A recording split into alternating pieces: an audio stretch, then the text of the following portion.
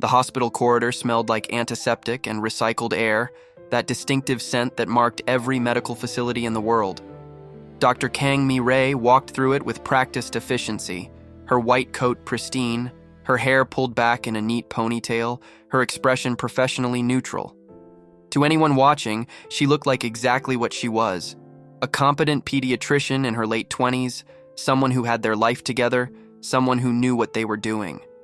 No one could see the weight she carried, the guilt that pressed against her chest with every breath, the voice in her head that whispered the same words over and over. You failed her. You failed her. You failed her. It had been 10 years since the accident. 10 years since the night that split her life into before and after. The night that turned her from a carefree 18-year-old girl with dreams and friends and a future full of possibility into this person she barely recognized. 10 years of medical school, residency, sleepless nights, and relentless work. 10 years of saving children, one after another, as if accumulating enough saved lives could somehow balance the scales, could somehow make up for the one life she couldn't save, the one that mattered most. Mi-Rae had chosen pediatrics deliberately, not because she loved children, though she had learned to care for them with professional dedication, but because every child she saved was a small act of penance, a tiny repayment on an infinite debt. She worked longer hours than anyone else at Seoul Children's Hospital, took the most difficult cases, volunteered for the overnight shifts that left her exhausted and hollow. Her colleagues admired her dedication. Her superiors praised her commitment. No one knew she was running from ghosts. The pediatric ward was busy today, as it always was. Children's laughter mixed with crying, parents hovering anxiously, nurses moving efficiently between rooms. Mi-Rae checked her tablet for her next patient. Room 304. 8-year-old girl, suspected heart condition, being evaluated for potential surgery. Routine case, or as routine as anything involving a child's heart could be. She knocked twice on the door before entering, her professional smile already in place. The girl was small for her age, pale, with large dark eyes that looked too old for her face. She sat on the hospital bed in a pink gown decorated with cartoon characters, clutching a stuffed rabbit. Her mother sat beside her, worry etched into every line of her face. And standing by the window, his back to the room, was a man Mi-Rae's age, tall and lean, with messy dark hair and a worn leather jacket that looked out of place in the sterile hospital room. "Good morning," Mi-Rae said, her voice warm and reassuring in the way she had trained it to be. "I'm Dr. Kang. I'll be handling Jisoo's case."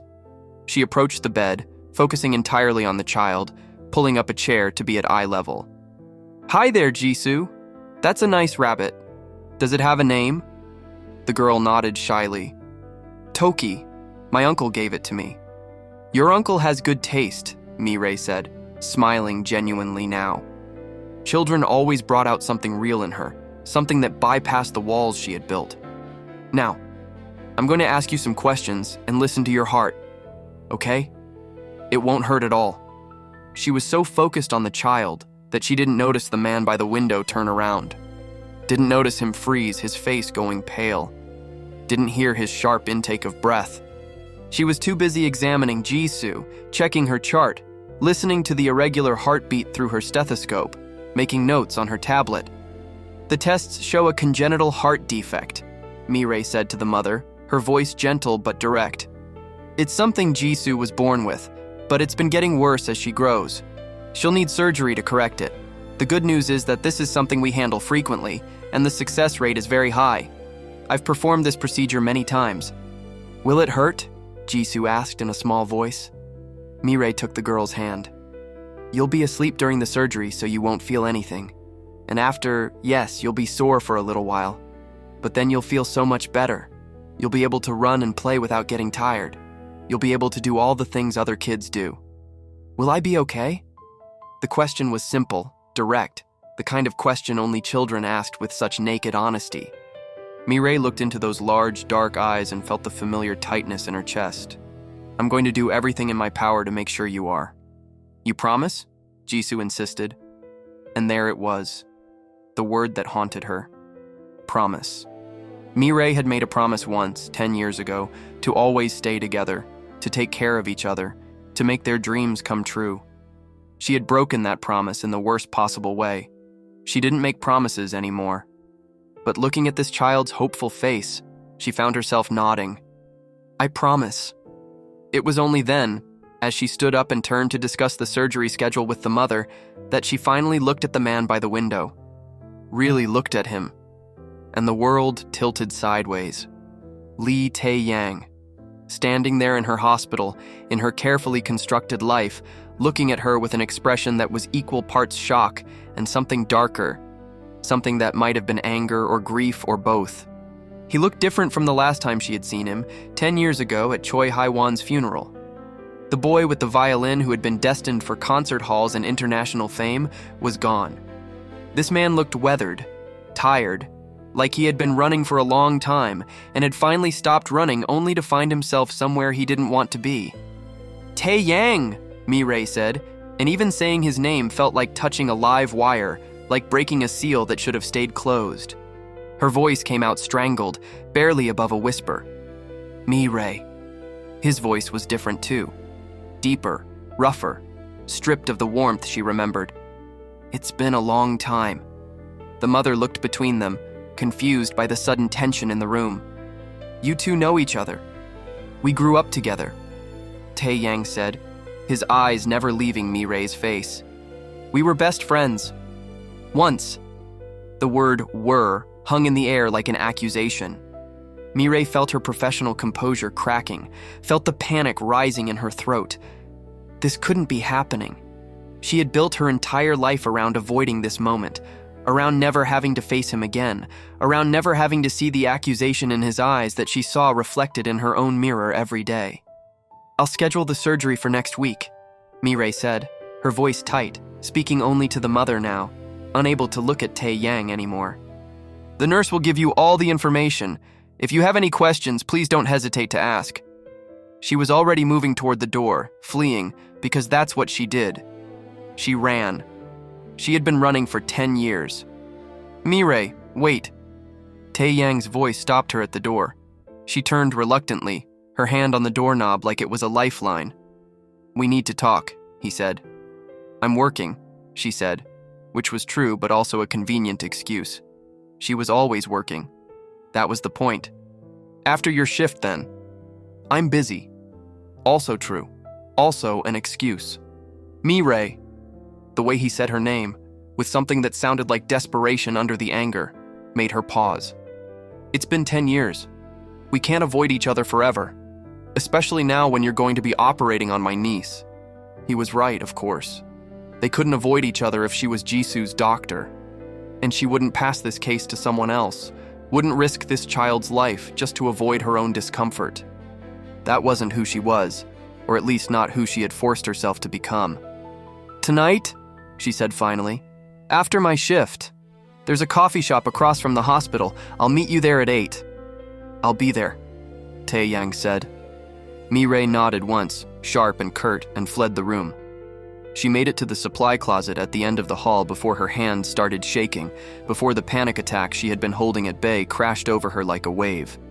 She leaned against the shelves, breathing hard, counting to 10 and then to 20, using all the techniques she had learned over the years to manage the anxiety that lived just under her skin. Tae-Yang was here, in Seoul, in her hospital. After 10 years of silence, 10 years of carefully constructed distance, fate had brought them crashing back together. And all she could think about was that night, the rain, the headlights, the sound of metal crunching, Hae-Won's hand going limp in hers, Tae-Yang screaming her name, and the knowledge that it was all her fault, that she had destroyed everything, that she had killed her best friend and ruined the boy she had secretly loved. The rest of Mi-Rae's shift passed in a blur of patients and procedures, but her mind was elsewhere, trapped 10 years in the past. She kept seeing Hae-Won's face, bright and laughing, the way she had been that last day. They had been so happy, the three of them. Tae-Yang, Mi-Rae, and Hae-Won. The inseparable trio from Busan, the kids who had grown up together, who had made grand plans for their future. They were going to move to Seoul together after high school. Tae-Yang would study at the prestigious music conservatory, destined to be Korea's next great classical musician. Mi-Rae would go to medical school, become a doctor, fulfill her parents' dreams and her own desire to help people. And Hae-Won would study literature, become a writer, fill the world with the beautiful stories that always seemed to be spilling out of her. They had it all planned. They would get an apartment together, the three of them, splitting rent and sharing meals and supporting each other through the challenges of university and young adulthood. It would be perfect. They had promised each other, promised on the beach where they had spent so many summers, watching the sun set over the ocean, that nothing would ever separate them, that they would always be together, that their friendship was forever. But promises, Mi-Rae had learned, were just words, and words could be broken as easily as bones, as easily as hearts.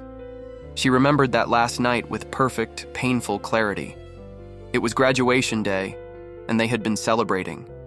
The three of them and some other friends had gone to a restaurant, eaten too much, laughed too loud, made toasts to the future. Hae-Won had seemed tired, Mi-Rae remembered now. She had been pale, had barely eaten, had excused herself to the bathroom several times. But they were all exhausted from final exams and graduation preparations, so no one had thought much of it.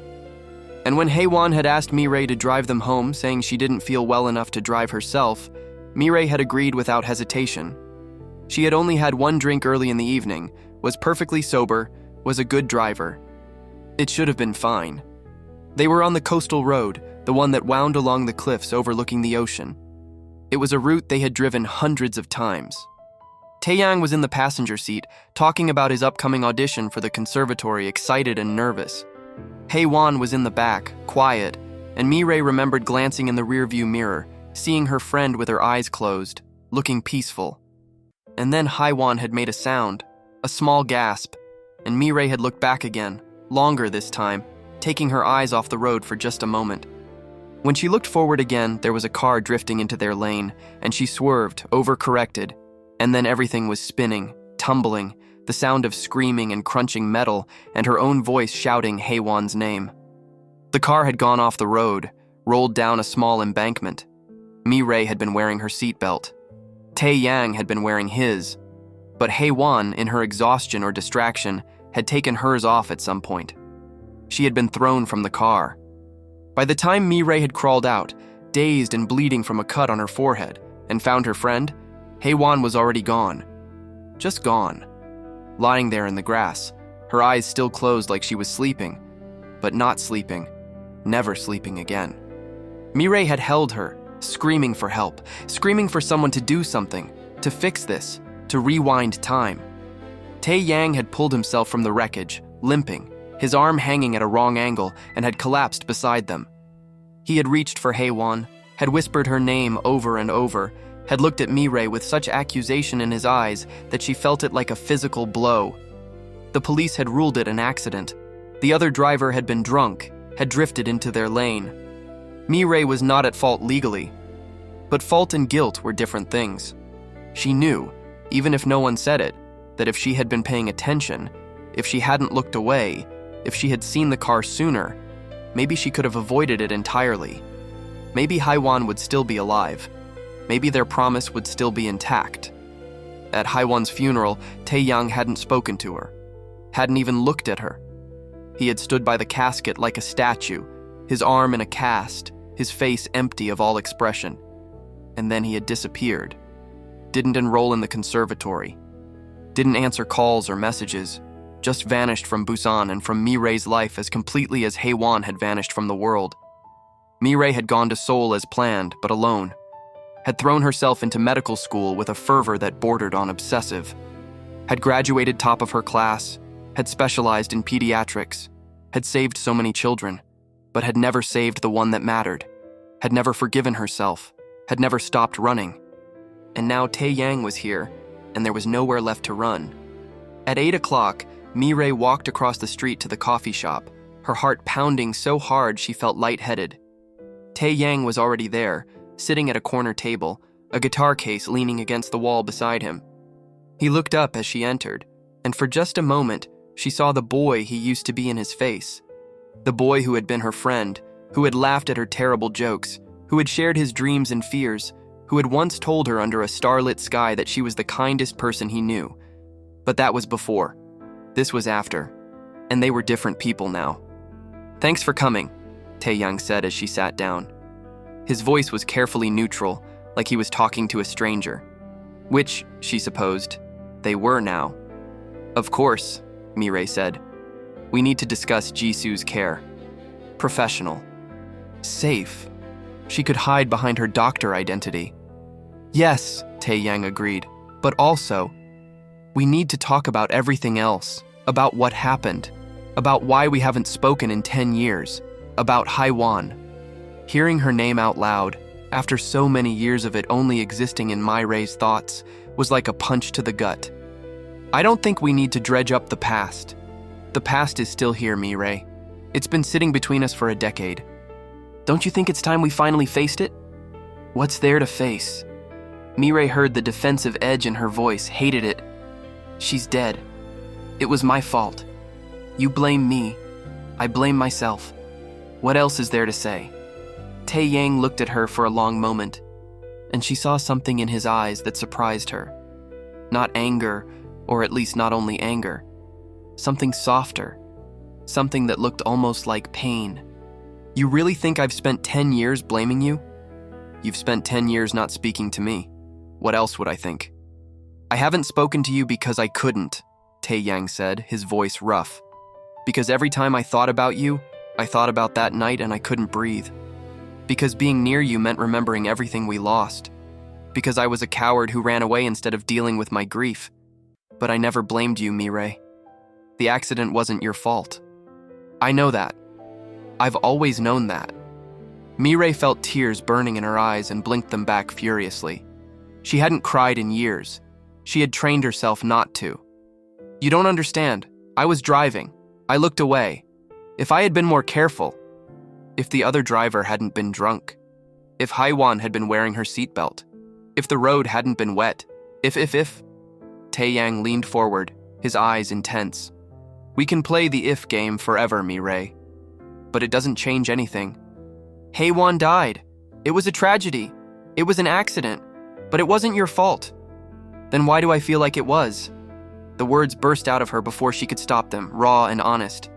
"Why do I wake up every morning feeling like I failed her? Why do I spend every day trying to make up for it and never feeling like it's enough?" Tae-Yang's expression softened. "Because you loved her. Because we both did. And grief doesn't care about logic or fault.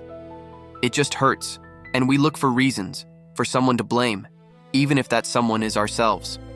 They sat in silence for a moment, the noise of the coffee shop washing over them.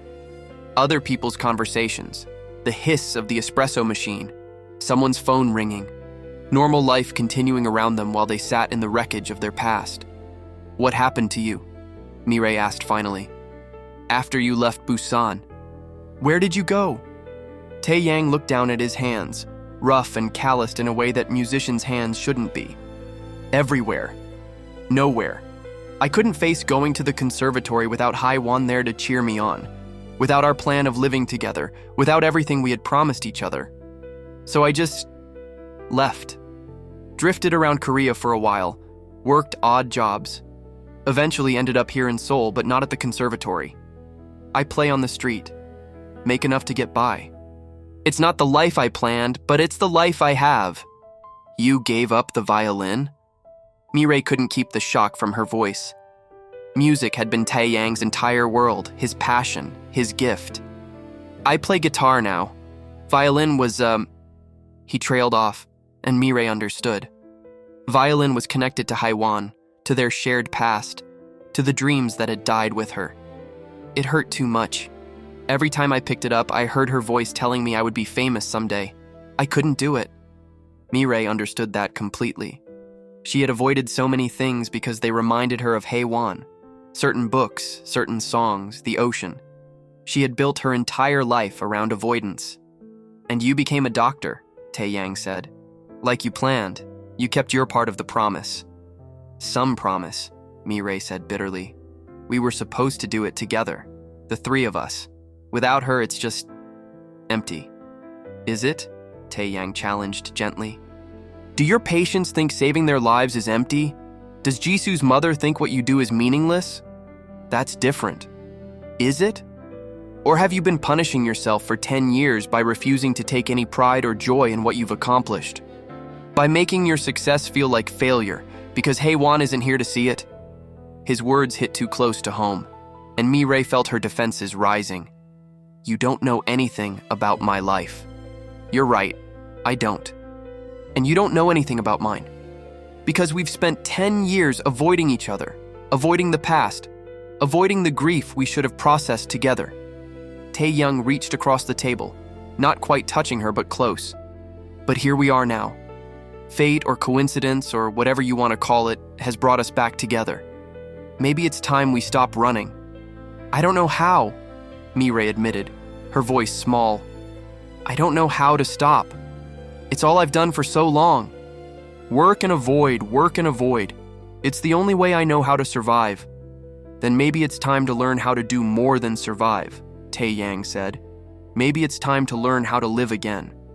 They talked for another hour, carefully at first, then more openly, sharing pieces of the decade they had lost.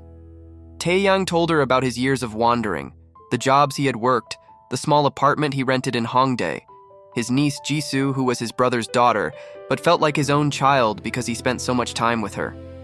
Mi-Rae told him about medical school, the long hours of residency, the satisfaction and emptiness of her work. They didn't talk about Hae-Won again, not directly, but she was there in every pause, every unspoken word, the ghost that sat between them. When they finally parted ways, with plans to meet again to discuss Jisoo's surgery, Mi-Rae felt something she hadn't felt in years. Not quite hope, but maybe the distant memory of what hope had felt like. And she also felt terrified, because if she started hoping, if she started living instead of just surviving, she might have to face all the grief she had been holding at bay for 10 years. She might have to finally, truly mourn Hae-Won instead of using work as a shield against emotion. But maybe Tae-Yang was right. Maybe it was time. Over the next week, Mi-Rae and Tae-Yang saw each other frequently as they prepared for Jisoo's surgery. He was there for every pre-op appointment, asking questions, being supportive to his niece and sister-in-law. And slowly, carefully, they began to rebuild something that resembled friendship. They were different people now, marked by loss and time, but there was still something familiar underneath, something that remembered what it was like to be close. Mi-Rae learned that Tae-Yang played guitar at a small venue in Hongdae 3 nights a week, that he wrote his own songs now, melancholy pieces that spoke of loss and longing. She learned that he had never dated seriously, couldn't commit to anyone, always kept people at arm's length the same way she did. She learned that he visited Hae-Won's grave in Busan once a year on the anniversary of her death, always alone, because he couldn't bear company in his grief. Tae-Yang learned that Mi-Rae lived in a tiny apartment near the hospital, that she worked 14-hour days regularly, that her colleagues worried about her, but she brushed off their concern. He learned that she had a mentor, Dr. Park Ji-woo, who had recognized something broken in her early on and had tried to help her heal, though she resisted.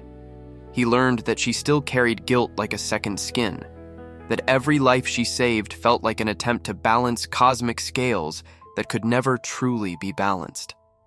The day before Jisoo's surgery, Tae-Yang asked Mi-Rae to come to his performance.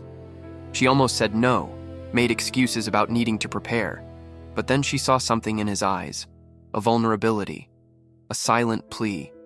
So she agreed. The venue was small and intimate, walls covered in band posters and string lights, tables crowded with people drinking coffee and beer. Tae-Yang played on a small stage in the corner, just him and his guitar, his voice raw and honest in a way that felt almost painful to hear. He sang about loneliness, about regret, about missing someone who would never come back. And Mi-Rae, sitting in the shadows at a back table, felt tears streaming down her face for the first time in years. Not just for Hae-Won, but for everything they had all lost. For the future that should have been. For the friendship that had been destroyed not by hate, but by grief too overwhelming to share. After the performance, Tae-Yang found her outside. She was leaning against the building, still crying, unable to stop now that she had started. He didn't say anything, just stood beside her, and after a moment, he was crying too. They stood there in the Seoul night, two broken people finally allowing themselves to break together instead of alone. I miss her, Mi-Rae said finally, her voice hoarse. I miss her so much it feels like I can't breathe sometimes. Me too, Tae-Yang said. Every single day. I'm sorry, Mi-Rae said, turning to look at him. I'm sorry I couldn't save her. I'm sorry I looked away. I'm sorry for everything. I know, Tae-Yang said, and pulled her into a hug. It was the first time they had touched in 10 years, and it felt like coming home. I'm sorry too. I'm sorry I disappeared. I'm sorry I left you alone with all that guilt. I'm sorry we've wasted 10 years being apart when we should have been helping each other heal. They held each other for a long time, crying for everything they had lost and everything they had wasted. And when they finally pulled apart, something had shifted. The weight was still there, the grief was still there, but it felt slightly more bearable, shared between two instead of carried alone. Tomorrow, Mi-Rae said, wiping her eyes. Tomorrow I'm going to save your niece, I promise. I know you will, Tae-Yang said with certainty. But Mi-Rae? You don't have to promise. You don't have to make up for what happened to Hae-Won by saving every other child. You don't owe anyone that debt. You never did. Maybe not, Mi-Rae said. But I can still do my best to make sure Jisoo has the future she deserves, the future Hae-Won should have had. The surgery the next day was long and delicate.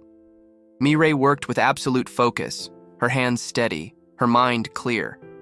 This was where she was in control, where she could fix things, where her skills and training had a clear purpose.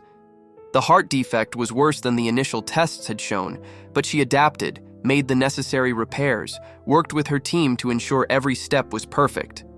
In the waiting room, Tae-Yang sat with his brother and sister-in-law, staring at the clock, reliving 10 years ago when he had sat in a different hospital waiting room hoping for different news. But this time, when Mi-Rae emerged still in her surgical scrubs, she was smiling. The surgery was successful, she said. Jisoo did beautifully. She's in recovery now, but she's going to be fine. You can see her in about an hour. The relief in the room was palpable. Tae-Young's sister-in-law burst into tears. His brother shook Mi-Rae's hand over and over, thanking her profusely. And Tae-Yang just looked at her with an expression that was pride and gratitude, and something deeper, something that made Mi-Rae's heart skip. Later, when Jisoo was awake and alert, her family surrounding her bed, Mi-Rae stopped by to check on her. The little girl smiled weakly, still groggy from anesthesia, but clearly improving already. You kept your promise, Jisoo said. You said I would be okay. Yes, Mi-Rae said, her voice thick with emotion. I kept my promise. And standing there, looking at this child who would grow up and have a full life because of her skills, Mi-Rae felt something break inside her. The armor she had built, the walls she had constructed, they were crumbling. She had spent 10 years trying to earn forgiveness for failing Hae-Won by saving others. But maybe the truth was simpler. Maybe she was just a good doctor who saved lives, because that was what doctors did. Maybe it didn't have to be about guilt or penance. Maybe it could just be about helping people. As she left Jisoo's room, Mi-Rae found Tae-Yang waiting for her in the hallway. He didn't say anything, just fell into step beside her as she walked toward her office. It felt natural, familiar, like the hundreds of times they had walked together as teenagers, comfortable in silence. Thank you, Tae-Yang said finally, for saving her, for being exactly the doctor, the person she needed. It's my job, Mi-Rae said, but there was no defensiveness in her voice now, just honesty. It's more than that, Tae-Yang insisted. You gave my family a future. You gave Jisoo her life back. That's not just a job, Mi-Rae. That's a gift. They reached her office, and Mi-Rae unlocked the door but didn't go inside. Instead, she turned to face him, suddenly exhausted in a way that went beyond the physical demands of surgery. Exhausted from 10 years of running, of hiding, of refusing to face the past. I don't know how to do this, she admitted. How to move forward. How to let go of the guilt. How to honor Hae-Won's memory without being destroyed by it. I don't know either, Tae-Yang said honestly, but maybe we can figure it out together, the way we should have been doing all along. I'd like that, Mi-Rae said softly. I've missed having you in my life, Tae-Yang, even if it hurt too much to admit it. I've missed you too, he said, every day for 10 years. It was then that Dr. Park Ji-woo, Mi-Rae's mentor, found them. He was a kind man in his early 30s, someone who had seen past Mi-Rae's professional mask to the wounded person beneath and had tried, in his quiet way, to help her. "Mi-Rae," he said, "excellent work today on the surgery. Though I'm not surprised. You never do anything less than excellent." He glanced at Tae-Yang curiously.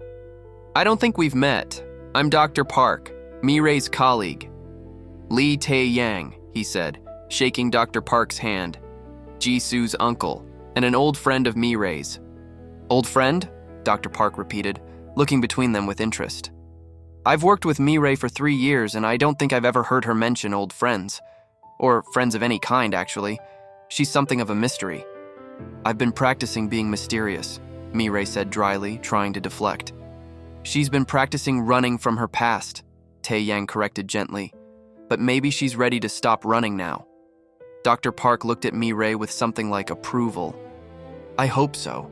She's one of the best doctors I've ever worked with, but she pushes herself too hard. Like she's trying to prove something or atone for something. I've always worried she would burn out." "I'm fine," Mi-Rae said automatically.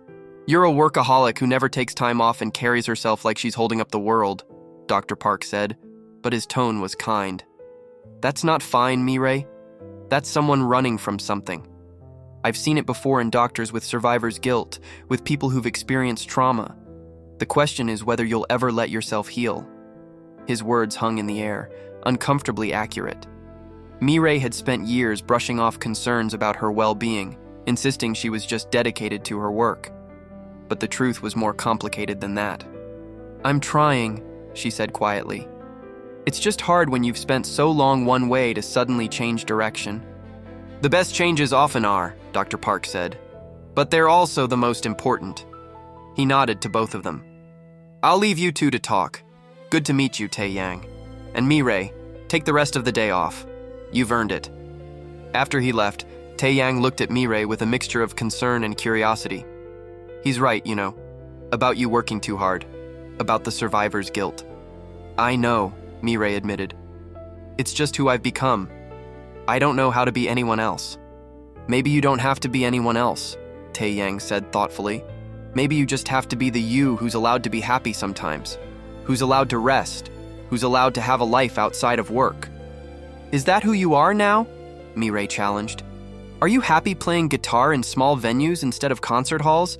Are you living or just surviving like me?" Tae-Yang was quiet for a moment. "Fair point. I guess we're both pretty good at lying to ourselves about being okay when we're not. So what do we do about it?" "I have an idea," Tae-Yang said slowly. "It might be crazy, it might be too much, but I think it's something we need to do." "What?" "Let's go to Busan this weekend, together. Let's visit Hae-Won's grave. Let's face the past properly instead of these half measures. Let's talk about her, remember her, grieve her the way we should have done 10 years ago. And maybe then we can start actually moving forward instead of just pretending to." Mi-Rae's first instinct was to refuse, to make excuses, to protect herself from that much pain. But she looked at Tae-Yang, saw the same fear in his eyes that she felt, and also the determination to face it anyway.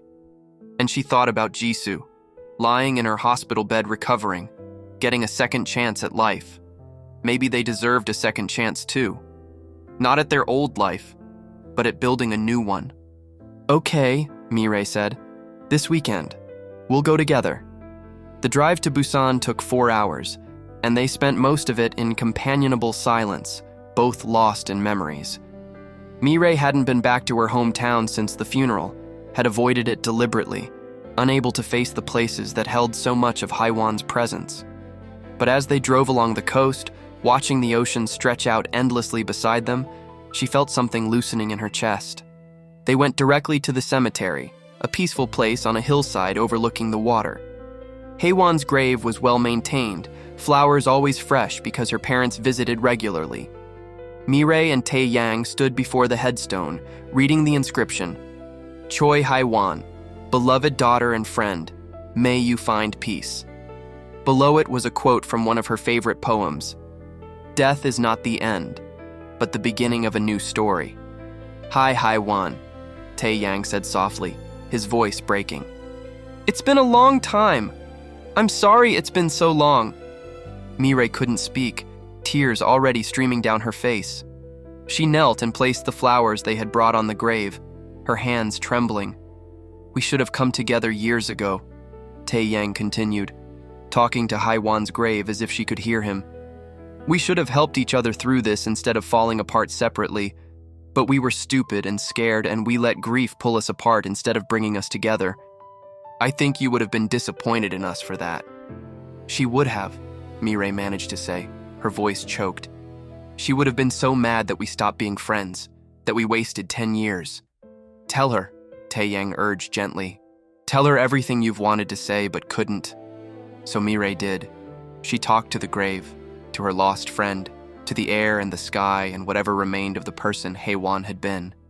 She apologized for the accident, even though rationally she knew it wasn't her fault. She apologized for not visiting sooner. She talked about medical school, about becoming a doctor, about all the children she had saved. She talked about the loneliness, the guilt, the way she had built her entire life around trying to make up for one moment she couldn't change. I miss you, Mi-Rae said finally. I miss you every single day. I miss your laugh and your stories and the way you always knew the right thing to say. I miss having a best friend. I miss the future we were supposed to have. And I'm so sorry that you didn't get to live your life, write your stories, be everything you were meant to be. They stayed at the grave for over an hour, talking and crying and remembering. They shared stories about Hae-Won, the funny moments and the touching ones, the silly arguments and the deep conversations. They talked about the summer they were 16 and had spent every day at the beach, about the time they had tried to learn to surf and all ended up falling repeatedly, about Hae-Won's terrible cooking and the way she could quote poetry from memory and her dream of writing a novel that would make people cry. As the sun began to set, painting the sky in shades of orange and pink, Tae-Yang pulled out his guitar. I want to play something for her. Something I've been working on for 10 years but could never finish. He began to play, a melody that was hauntingly beautiful and achingly sad. It was clearly incomplete, ending abruptly as if the composer couldn't find the right notes to continue. I wrote this right after the funeral, Tae-Yang explained. It was supposed to be for Hae-Won, a tribute to her, but I could never figure out how to end it. How do you end a song about someone whose life was cut short? Where's the resolution? Mi-Rae listened, and suddenly she knew. You don't end it with resolution. You end it with hope. With the promise that even though she's gone, we're still here. That her story continues through us, through the people who loved her, through the ways she changed us. Tae-Yang looked at her, understanding dawning in his eyes. He played the melody again, and this time when he reached the part where it usually stopped, he kept going. The notes shifted from melancholy to something brighter, not quite happy but peaceful, like the first light of dawn after a long night. Mi-Rae found herself humming along, adding a harmony she didn't know she knew, and together they created an ending. Not a perfect one, but real. Honest. When the last notes faded into the evening air, they both felt it. Something had shifted, loosened, begun to heal. The grief was still there. It would probably always be there, but it didn't feel quite so crushing anymore. She would have liked that, Mi-Rae said. Yeah, Tae-Yang agreed. I think she would have. They left the cemetery as the stars began to appear, driving into Busan proper to find dinner. The city of their childhood felt both familiar and strange, full of memories at every corner. They drove past their old high school, now renovated and modernized, past the library where they had spent countless afternoons studying and gossiping, past the beach where they had made their promise to always stay together. On impulse, Mi-Rae asked Tae-Yang to stop at the beach. They parked and walked down to the sand, removing their shoes, letting the cold water lap at their feet. The moon was rising, casting a silver path across the waves. This is where we made the promise, Mi-Rae said, remembering that day with perfect clarity. They had been 17, graduation still a year away, their futures bright with possibility. Remember? We swore we would always be together, that nothing would ever come between us.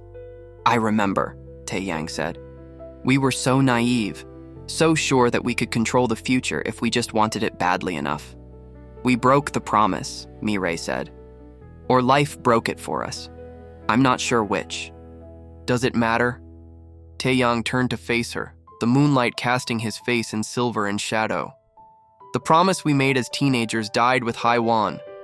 But maybe we can make a new promise, a better one that acknowledges that life is unpredictable and painful, but worth living anyway. What kind of promise? Mi-Rae asked. Tae-Yang was quiet for a moment, thinking. I promise, he said finally, to stop running from the past. To honor Hae-Won's memory by living fully instead of just surviving. To let myself feel joy without guilt. To stay in touch with you, to be your friend again, to help you heal the way you're helping me heal. That's my promise. Mi-Rae felt fresh tears on her cheeks, but they felt different this time. Cleaner somehow. I promise the same, she said. I promise to stop punishing myself for something I couldn't control.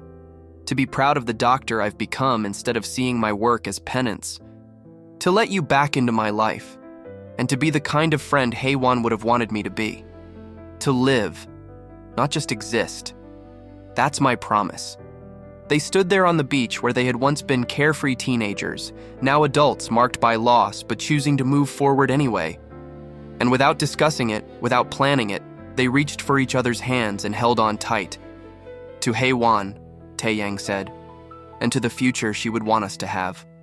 To Hae-Won, Mi-Rae echoed, and to keeping this promise better than we kept the last one. They stayed on the beach for hours, talking about everything and nothing, about their plans for the future, more realistic now, tempered by experience. Tae-Yang talked about maybe going back to classical music, not to chase fame, but because he had realized he missed it, missed the challenge and beauty of it.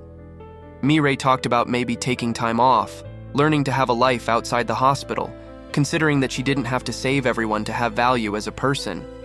They talked about Jisoo, who was recovering well and would soon be able to run and play like a normal child. They talked about the possibility of staying in touch, of really staying in touch this time. Not just vague promises, but actual commitment to maintaining the friendship they were rebuilding. And they talked about grief, about how it never really goes away but changes shape over time. How it becomes something you carry with you, rather than something that carries you. How missing someone is a tribute to how much they mattered, how deeply they were loved. As dawn began to break, painting the sky in shades of pink and gold, Mi-Rae and Tae-Yang finally left the beach. They were exhausted, emotionally wrung out, but also lighter somehow. The weight they had been carrying for 10 years was still there, but distributed differently, shared between two people instead of carried alone. They drove back to Seoul in the early morning light, and this time the silence was peaceful. When they arrived back at Mi-Rae's apartment building, neither of them wanted to say goodbye, but they both had responsibilities waiting. Same time next week? Tae-Yang asked. For coffee or dinner or just to talk? Yes, Mi-Rae said without hesitation. And Tae-Yang, thank you for pushing us to do this, for refusing to let the past stay buried. I think I needed it more than I realized. We both did, Tae-Yang said. He hesitated, then pulled her into a hug. I'm glad fate brought you back into my life, even if it took a decade and my niece's heart condition to make it happen. Mi-Rae laughed, a real laugh, the kind she hadn't heard from herself in years.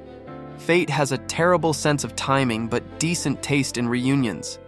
Over the following months, Mi-Rae and Tae-Yang rebuilt their friendship slowly, carefully, like people learning to trust the ground beneath their feet after an earthquake.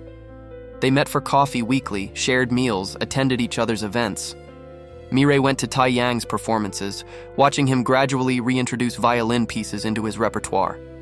Tae-Yang visited the hospital, learned about Mi-Rae's work, met her colleagues, saw firsthand the lives she touched and saved. Dr. Park noticed the change in Mi-Rae, how she started taking actual days off, how her smiles seemed more genuine, how the haunted look that had always lingered in her eyes began to fade. Whatever's changed, he told her one day. Keep it up. You seem lighter, happier. I am, Mi-Rae admitted.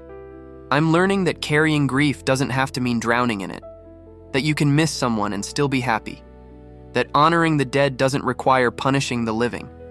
Jisoo recovered completely from her surgery, her heart strong and healthy, her future bright. She became attached to Mi-Rae, seeing her as a hero, which Mi-Rae found both touching and uncomfortable. But she was learning to accept gratitude without deflecting it, to acknowledge that she had made a difference without needing to downplay it. One evening, 6 months after their reunion, Tae-Yang invited Mi-Rae to a special performance. He had been secretive about it, would only say that it was important, and he wanted her there. The venue was small and intimate, filled with people Mi-Rae recognized as Tae-Yang's regulars, the ones who came every week to hear him play. Tae-Yang took the stage with his violin, the first time Mi-Rae had seen him perform with it since they were teenagers. "Tonight is special," he told the audience. 10 years ago, I lost someone very important to me, and I thought I lost music with her. But recently, someone reminded me that we honor the people we've lost by living fully, not by giving up the things we love. So tonight, I'm playing again. Really playing. And this piece is dedicated to 2 women. To Choi Hae-Won, who isn't here but should be, and to Kang Mi-Rae, who helped me find my way back. He played the piece he had been composing at Hae-Won's grave, now complete, now whole. It was beautiful and sad and hopeful all at once, telling a story of loss and grief and eventual healing. The melody wove through emotions like a journey, starting in darkness and ending in dawn, never denying the pain but also not letting it be the only truth. Mi-Rae sat in the audience with tears streaming down her face, but she was smiling too.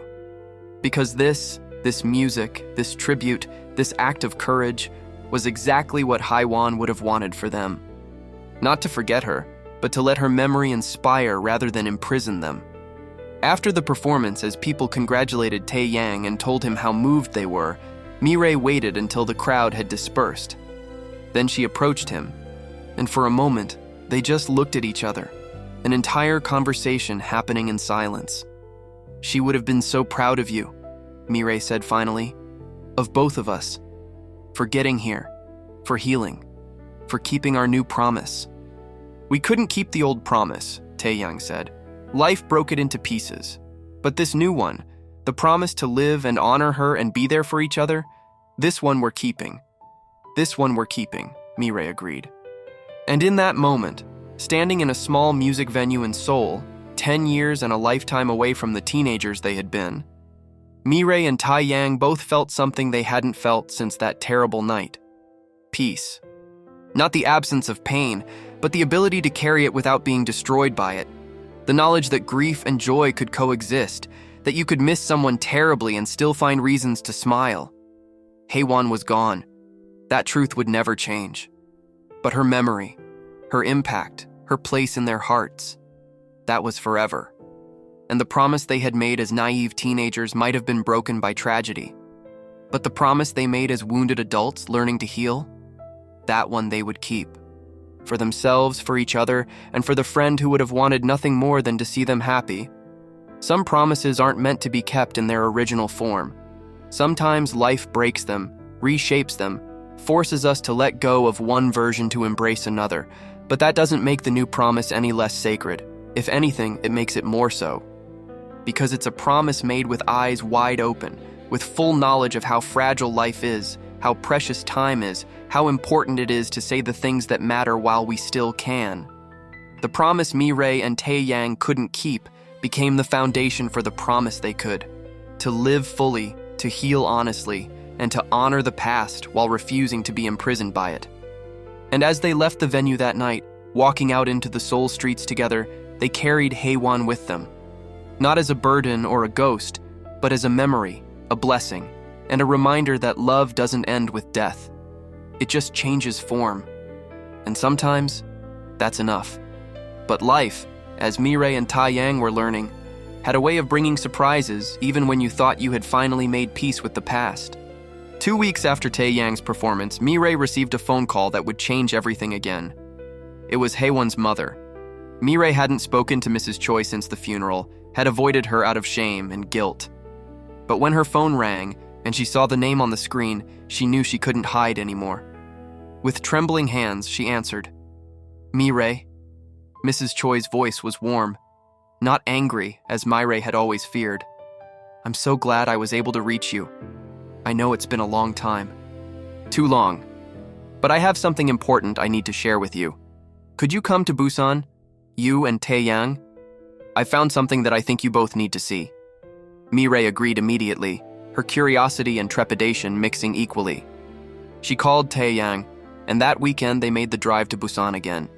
This time not to the cemetery, but to Hae-Won's childhood home, the house where the three of them had spent so many afternoons doing homework, watching movies, dreaming about the future. Mrs. Choi greeted them at the door, older now, her hair more gray than Mi-Rae remembered, but her smile was genuine and welcoming. She hugged them both, and Mi-Rae felt tears spring to her eyes at the forgiveness implicit in that embrace. "I'm so sorry," Mi-Rae said immediately. "Mrs. Choi, I'm so sorry about Hae-Won, about the accident, about everything." "Stop," Mrs. Choi said firmly but kindly. "I know you've been carrying that guilt for 10 years, Mi-Rae, but I never blamed you. Not for a single moment. It was an accident, a terrible, tragic accident. And you've punished yourself enough. It's time you knew the truth." She led them into the house, to Hae-Won's old bedroom, which had been preserved almost exactly as it was.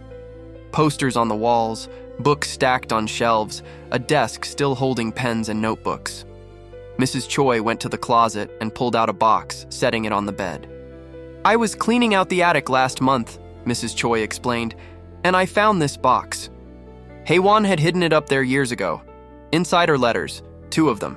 One addressed to you, Mi-Rae. One addressed to you, Tae-Yang. She wrote them about a month before the accident." Mi-Rae and Tae-Yang stared at the box, neither of them moving. Letters from Hae-Won, written before she died. It felt impossible, like receiving a message from beyond the grave. "How?"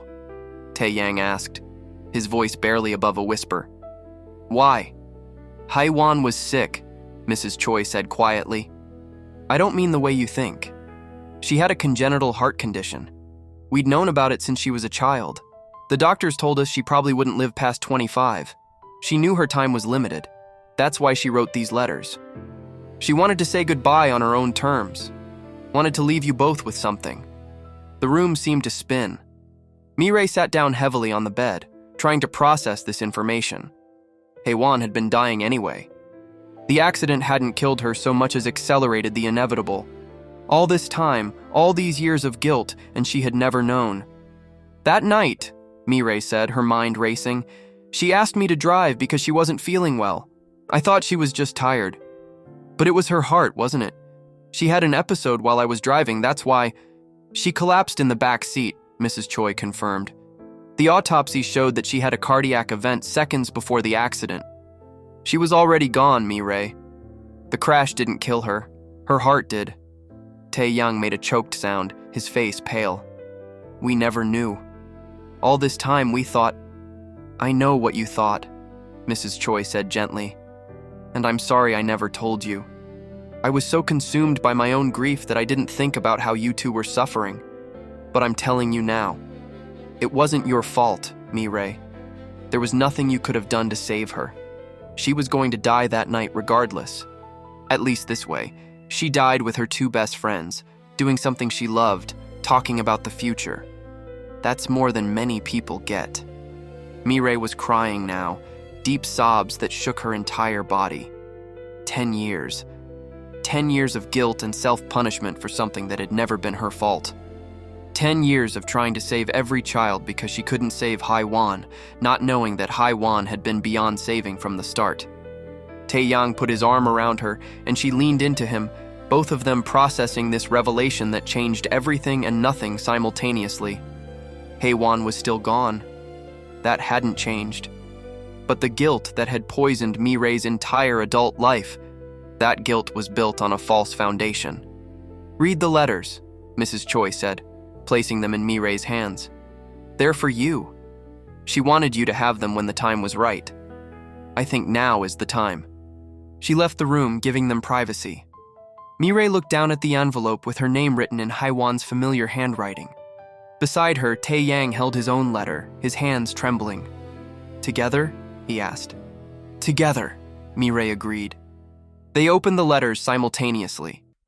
Mi-Rae's letter was 3 pages long, covered in Hae-Won's looping, beautiful script. She began to read, and immediately heard her friend's voice in her head, as clear as if she were sitting right there. "Dear Mi-Rae," the letter began, "if you're reading this, it means I'm gone. I'm sorry for that. I know you're probably blaming yourself because that's who you are. You always take responsibility for everything, even things you can't control. But I need you to stop. I need you to understand something important. I've known for years that I wouldn't live a long life. My heart has been failing slowly since I was a child. The doctors gave me until 25, maybe 30 if I was lucky. Every day I've lived has been a gift, and especially the days I've spent with you and Tae-Yang. You two have been the best part of my life, the brightest, the most joyful, the most real. I'm not afraid of dying, Mi-Rae.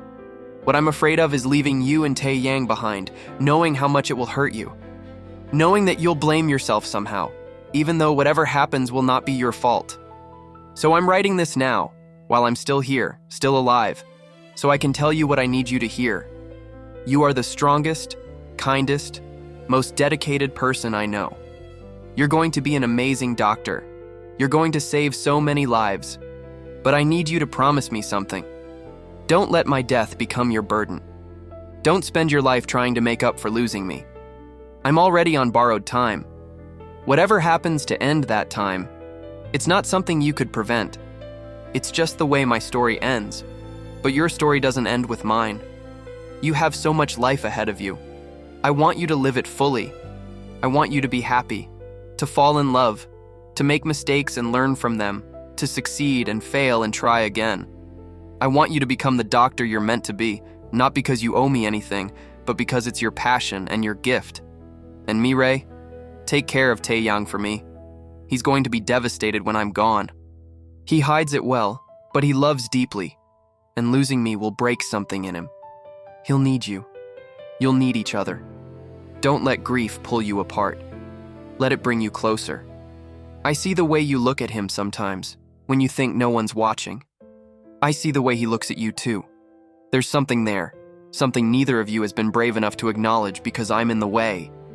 But I won't be in the way much longer. And when I'm gone, I want you to be happy. Both of you. Together, if that's what you want. I give you my blessing. I always have. Live for me, Mi-Rae. Live fully and joyfully and without guilt. That's all I've ever wanted for you. That's all I'll ever want. I love you. Always and forever, your friend, Hae-Won. Mi-Rae finished reading through a blur of tears, her whole body shaking. Beside her, Tae-Yang was also crying, his letter clutched in his hands. They sat in silence for a long moment, both overwhelmed by the gift Hae-Won had given them. Not just words, but absolution, permission to be happy, a blessing from beyond the grave. "What did yours say?" Mi-Rae finally asked. Tae-Yang wiped his eyes, his voice rough. "Similar things. That she knew she was dying, that I shouldn't give up music because of her, that she wanted me to be happy, and..." He paused, looking at Mi-Rae with an expression she couldn't quite read. "She told me that she knew I had feelings for you, that she always knew, and that she wanted us to be together after she was gone. She said you were perfect for me, and she couldn't think of anything that would make her happier than knowing we had found each other." Mi-Rae felt her breath catch. "She knew? About your feelings?" "Apparently she knew about both of our feelings," Tae-Yang said with a watery laugh. "She was always too perceptive for her own good. She knew before we did that there was something between us beyond friendship. I never said anything because of her," Mi-Rae admitted. "I thought you liked her. I thought if I told you how I felt, it would make things awkward, would ruin our friendship. I did like her, but as a friend. A sister, really. It was always you, Mi-Rae, since we were teenagers. But I thought you only saw me as a friend, and I didn't want to ruin what we had. So I stayed quiet." They looked at each other, really looked at each other, seeing not just the people they were now, but the people they had been. The teenagers who had been too scared to risk their friendship for romance. The young adults whose chance at love had been destroyed by tragedy and guilt. And now, the adults they had become, marked by grief but also by healing, given a second chance by a friend who had loved them enough to plan for her own absence. "Hae-Won wanted us to be happy," Mi-Rae said slowly. "She wanted us to be together. She gave us her blessing. She did, Tae-Yang agreed. But the question is, what do we want? Not what Hae-Won wanted for us, but what we want for ourselves. Mi-Rae thought about that, about the months since they had reconnected, the way her heart had started to feel lighter, the way being around Tae-Yang made her feel more alive than she had in years, about the way he looked at her sometimes with such tenderness and understanding, about the way he had helped her heal and the way she hoped she had helped him heal too. I want to be happy, Mi-Rae said finally. I want to stop being afraid. I want to take the chance we never took when we were 18. I want... She paused, gathering courage. I want to be with you, Tae-Yang. If you want that too. Tae-Yang's answer was to pull her close and kiss her, gentle and sweet and full of all the years of unspoken feelings, all the grief they had shared, all the healing they had done together. It was a kiss that tasted like tears and hope, like letting go of the past while honoring it, like choosing life after spending so long just surviving. When they finally pulled apart, both of them were crying again, but these were different tears. Happy tears mixed with sad ones, grief and joy coexisting in a way that would have seemed impossible a year ago. Hae-Won would have loved this, Tae-Yang said, laughing through his tears. She probably orchestrated it somehow from wherever she is. She always was a hopeless romantic. She was, Mi-Rae agreed. And she was right, about so many things. About us needing each other, about not letting guilt consume us, about living fully. She was always the wisest of the three of us. They spent the rest of the day with Mrs. Choi, sharing memories of Hae-Won, laughing and crying and beginning to heal in ways they hadn't been able to before. Mrs. Choi showed them Hae-Won's journals, full of stories and poems and observations about life.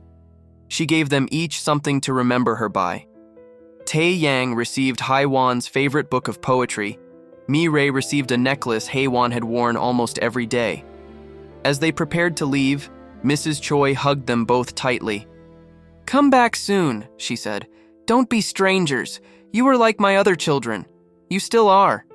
And Hae-Won would want me to stay in your lives, to see you happy, to watch you build the future she helped plan for you." Driving back to Seoul that evening, Mi-Rae and Tae-Yang were both quiet, processing everything they had learned, everything that had changed. The revelation about Hae-Won's heart condition, the letters, the permission to be happy, the acknowledgement of feelings that had been buried for over a decade. "What do we do now?" Mi-Rae asked as they neared the city, lights beginning to twinkle in the distance. "We keep our promise," Tae-Yang said simply. "The new one. We live fully. We honor Hae-Won by being happy, by taking chances, by not letting fear dictate our choices. We build a life together if that's what we want. And I think it is what I want. More than anything." "Me too," Mi-Rae said. "I'm scared. I don't know how to do this. I've spent 10 years avoiding relationships, avoiding anything that might hurt me. But I want to try. With you. We'll figure it out together," Tae-Yang promised, the way we should have been doing all along. The months that followed were a time of discovery and growth for both of them. They took their relationship slowly, learning each other as adults, building something new while acknowledging the foundation of their childhood friendship. It wasn't always easy. They both had trauma to work through, habits of self-protection to unlearn, fears to face, but they did it together, supporting each other through the difficult moments, celebrating the happy ones. Mi-Rae started seeing a therapist, finally addressing the PTSD and survivor's guilt she had been carrying for so long. She learned to separate healthy dedication to her work from self-destructive workaholism. She took days off. She went to movies. She let herself have fun without feeling like she was betraying Hae-Won's memory. Tae-Yang went back to classical music, applying to the conservatory as a mature student. He was accepted and began studying seriously again, his talent undimmed by the years away. He played his violin with joy now instead of pain, understanding that music had always been his way of expressing emotion, and emotion wasn't something to run from anymore. They visited Hae-Won's grave together regularly, sometimes talking to her, sometimes just sitting in silence. They told her about their lives, their relationship, their plans, and they felt her presence, not as a ghost that haunted them, but as a love that continued, a blessing that remained. Jisoo recovered completely and became Mi-Rae's biggest cheerleader, delighted that her uncle and her doctor were together. She called Mi-Rae Auntie now, which made Mi-Rae's heart both ache and sing. She was learning that you could have a family you chose, that love came in many forms, that loss didn't have to mean loneliness. A year after they had reconnected, Tae-Yang graduated from the conservatory and was offered a position with the Seoul Philharmonic. His debut performance was a piece he had composed himself, the one he had started writing 10 years ago for Hae-Won and had finally completed with Mi-Rae's help. It was called Three Promises, one for the promise they had made and broken, one for the promise they had made and kept, and one for the promise of the future still to come. Mi-Rae sat in the audience, dressed in the nice dress Tae-Yang had helped her pick out, wearing Hae-Won's necklace. As she listened to the music, she thought about the journey that had brought her here. The pain and the healing, the guilt and the forgiveness, the fear and the courage to love anyway. When the performance ended and the audience erupted in applause, Tae-Yang found Mi-Rae's eyes in the crowd and smiled. It was a smile full of love and promise and hope. And Mi-Rae smiled back, no longer afraid of happiness, no longer running from life, finally ready to embrace everything it had to offer. After the concert, at the reception, Dr. Park approached Mi-Rae with a knowing smile. "You look happy," he observed. "Really, genuinely happy. It's good to see." "I am," Mi-Rae said, surprised by how true it was. "For the first time in a long time, I really am." "The young musician?" Dr. Park asked, nodding toward where Tae-Yang was talking to other performers. "He's the reason?" "Part of it," Mi-Rae admitted, "but also just learning to forgive myself, learning to accept that some things weren't my fault, learning that honoring the dead doesn't require sacrificing the living." "Wise words," Dr. Park said. "And true. You've come a long way from the workaholic resident who refused to take breaks or show emotion. I'm proud of you, Mi-Rae." "Thank you," Mi-Rae said, meaning it. "For being patient with me, for seeing what I needed even when I couldn't see it myself." Later, as Mi-Rae and Tae-Yang walked through Seoul's streets, holding hands, talking about the performance and the future, Mi-Rae felt a peace she had never thought possible. The city was alive around them, full of light and sound and movement. Life continuing in all its messy, beautiful complexity. "I love you," Tae-Yang said suddenly, stopping in the middle of the sidewalk to look at her. "I should have said it when we were 18. I should have said it 1,000 times since then. So I'm saying it now, and I'm going to keep saying it. I love you, Kang Mi-Rae." "I love you too," Mi-Rae said, the words feeling both new and ancient, like something she had been saying her whole life and was only now allowing herself to hear. "I love you, Lee Tae-Yang, and I'm so grateful that life gave us a second chance."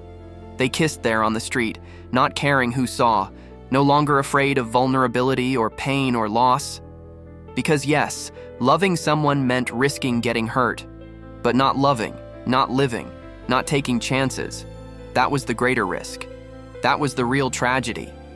As they walked on, Mi-Rae thought about Hae-Won and the promise they couldn't keep. 3 friends who had sworn to always be together, whose plans had been destroyed by cruel fate. But maybe in a way, they were still keeping that promise. Because Hae-Won lived on in their memories, in the lessons she had taught them, in the love she had given them, in the blessing she had left behind. She was part of their story still, part of their happiness, part of their future. They had made a new promise now, to live fully, to love bravely, to honor the past without being imprisoned by it. And this promise, forged in grief but tempered by healing, this promise they were keeping. Every single day, for themselves, for each other, and for the friend who had loved them enough to set them free. Some promises aren't meant to be kept in their original form. Sometimes life breaks them, reshapes them, forces us to let go of one dream to embrace another. But that doesn't make the new promise any less sacred. If anything, it makes it more so. Because it's a promise made with full knowledge of life's fragility, with eyes wide open to both joy and sorrow, with a commitment to choose love even when it's scary, even when it hurts, even when the future is uncertain. The promise Mi-Rae, Tae-Yang, and Hae-Won had made as teenagers, to always be together, to achieve their dreams side by side, had been broken by death. But from its ashes had risen something stronger, a promise to live fully, to honor love in all its forms, and to carry forward the memory of someone who had believed in them even when they couldn't believe in themselves. And as Mi-Rae and Tae-Yang walked into their future together, hand in hand, hearts open, they knew that Hae-Won walked with them still. Not as a ghost or a burden, but as a blessing. As proof that love transcends death, that friendship outlasts tragedy, and that sometimes the promises we break become the foundation for promises we can actually keep. They couldn't keep the promise they had made at 18, but the promise they made now, as adults who had survived loss and found their way back to each other. That promise was unbreakable, because it was built not on naive certainty, but on hard-won wisdom. Not on the fantasy that nothing bad would ever happen, but on the knowledge that even when terrible things do happen, even when we lose the people we love most, we can still find reasons to hope, to heal, to live. And that was the greatest tribute they could give to Hae-Won, to be happy, to be together, to make the most of the time they had. To live not in spite of their grief, but in a way that honored it, that acknowledged the love that caused it, that transformed pain into purpose and loss into legacy. The promise they couldn't keep had taught them something invaluable. That promises are just words unless we have the courage to adapt them, to let them grow and change as we do. To understand that keeping the spirit of a promise is more important than keeping its exact form. And so they moved forward into life, carrying their past but not imprisoned by it, honoring their friend but not sacrificing their own happiness to guilt, loving each other with the fierce, grateful intensity of people who understand how precious and fragile life truly is. They had been given a second chance and they weren't going to waste it. That was their promise now. The promise that mattered. The promise they would keep.